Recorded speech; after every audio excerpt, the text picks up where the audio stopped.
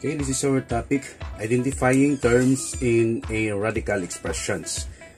In letter A, so A raised to the power of 3 over 5, so that is the fifth root of A cubed. So, i-identify natin yan. Yung A natin dito is the radicand.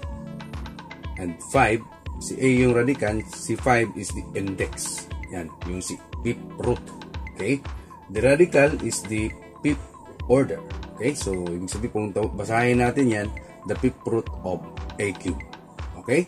So, another one, letter B, A raised to the power of 1/2, or that is equal to the square root of A.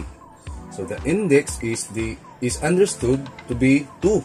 So, 2 yung index natin, di ba? So, no need na isulat yung 2 dyan.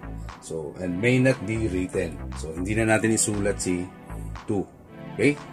Yung radical sign, ibig sabihin yung square root. Okay? So, huwag na natin isulat si 2. And last is 8 raised to the power of 2/3. Ibig sabihin, the cube root of A squared. Okay? So, index natin is 3, yung cube.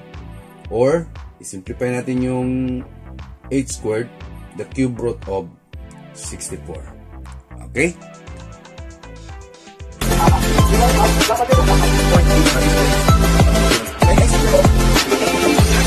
Next.